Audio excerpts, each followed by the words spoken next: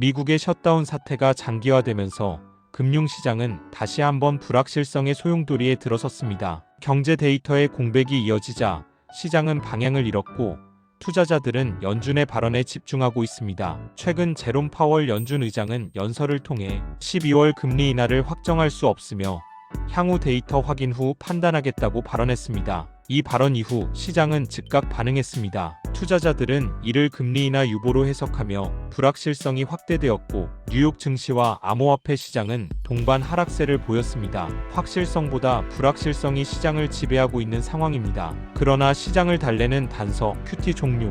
파월 의장은 같은 연설에서 12월 1일부터 양적 긴축 QT를 종료하겠다고 발표했습니다. 이 발언은 시장의 불안을 완화하는 신호로 작용했습니다. 금리 인하는 미루더라도 유동성 공급을 위한 구조적 전환이 준비되고 있다는 의미로 해석되었기 때문입니다. 즉, 금리는 당분간 동결하더라도 시장의 유동성 여건을 개선하려는 의지가 드러난 것입니다. 이는 연준이 정책 유보가 아닌 유동성 전환의 시점을 조율하고 있음을 시사합니다. 국채금리는 안정세를 보이고 있으나 투자자들은 QT 종료가 실제로 QE 양적 완화 재개로 이어질 수 있을지에 주목하고 있습니다. 한편 미국과 중국의 관세 협상이 1년 뒤로 연기되었다는 소식은 시장에 또 다른 불확실성을 더했습니다. 시장에서는 이를 완전한 해결이 아닌 일시적 유예로 받아들이고 있습니다. 이로 인해 공급망 안정화에 대한 기대감이 다시 흔들렸으며 셧다운 장기화로 인한 행정 공백이 기업과 소비자 모두에게 부정적인 영향을 미치고 있습니다. 워싱턴 정가에서는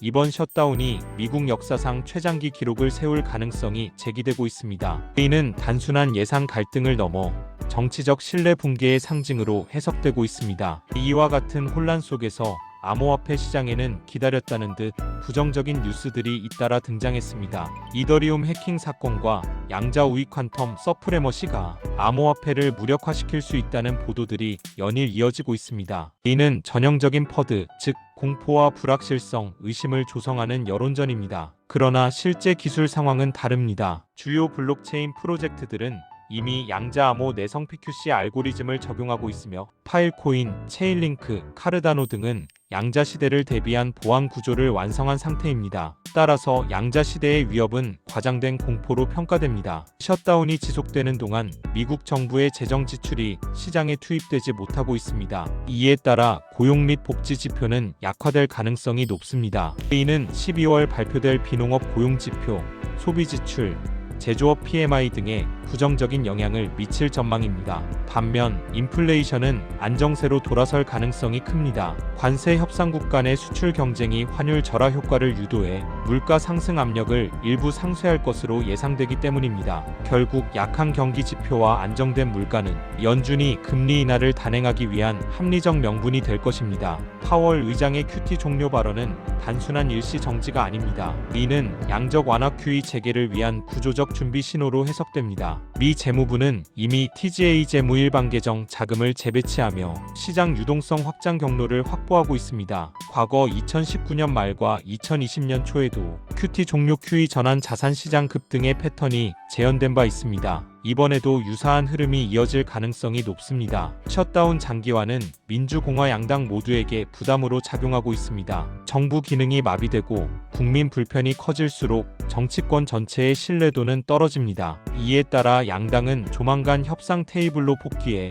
예산안과 미뤄온 정책 현안들을 신속히 처리할 가능성이 높습니다. 정치적 타협을 통해 잃어버린 민심을 회복하려는 움직임이 예상됩니다. 특히 주목할 점은 셧다운 기간에도 미국 상원 블록체인 의원단이 클래리티 법안의 신속한 표결을 준비하고 있다는 점입니다. 클래리티 법안은 디지털 자산이 증권인지 상품인지를 명확히 구분하는 미국 최초의 포괄적 분류법입니다. 이 법이 통과되면 파일코인, 이더리움, 체인링크 등 주요 암호화폐는 CFTC 관할 상품 커머더티로 분류되어 ETF 승인 요건을 자동 충족하게 됩니다. 즉, 이 법안은 암호화폐가 제도권 금융으로 편입되는 가장 중요한 전환점이 됩니다. 셧다운이 해소되면 가장 먼저 처리될 가능성이 높은 법안이 바로 클래리티 법안입니다. 신시아 루미스 상원의원은 블룸버그에서 생방송으로 암호화폐 시장 구조 법안을 2025년 안에 통과시키려 한다고 말했습니다. 존 부즈맨 상원위원장은